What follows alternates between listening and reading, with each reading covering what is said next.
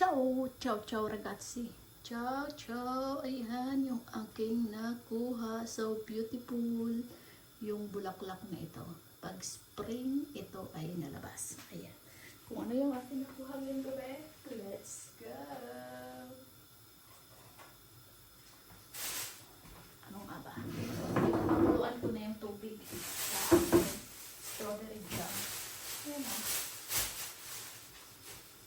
May konti lang yung kinuha kong ubas. Ayan. Mushroom. Ito, nakabalot yung saging. Saging siya. I have mango.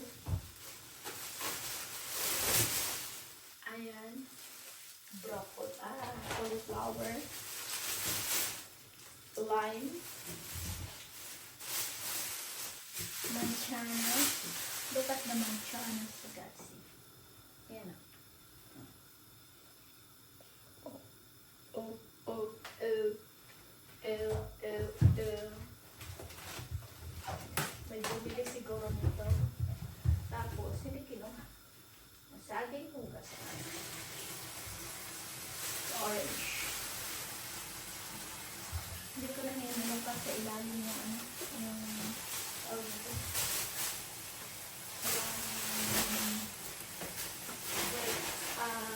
Break niya ako.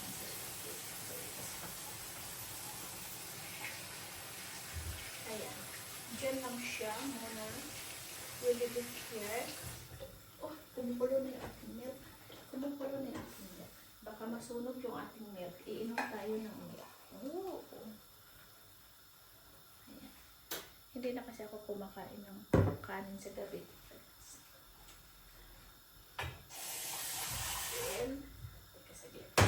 Ayan o, yung aking ginawang strawberry. Ayan. Ilalagay natin siya dito sa garapon. Tuyo na ba? Na-sterilize na natin ito kanina. Ayan. So, ay, hindi ito. Ito dito. Oo. Ito na yung ating strawberry jam. Wala. Ay, kola. Oh. Maasim-asim ito. Kunti lang kasi yung asukal na aking nilagay. Ayan. Oh. Punuin natin. Okay. That's it. Oh.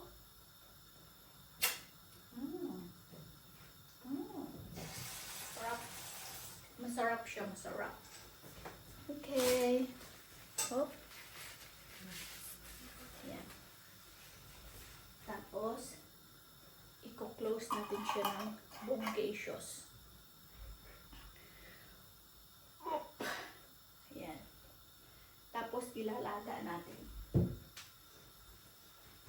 Ilalaga natin yan para maisilyohan natin. Hoy. Ayan. Okay. Hanggang dito lang naman yung mga tinitinda na. Okay. Punas. Punas.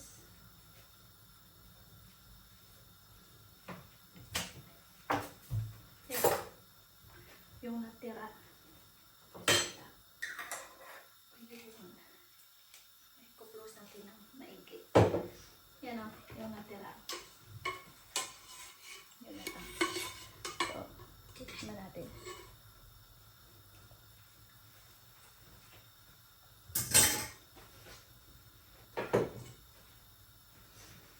Yan.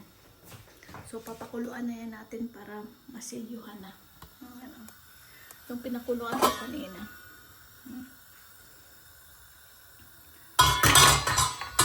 Ilalaga natin yan. Yun. Ay, haapoy yung tubig. Bawasan ko pala. I need to make bawas. Okay?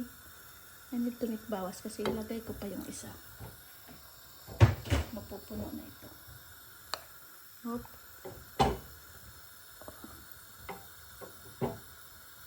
Oh, ayan.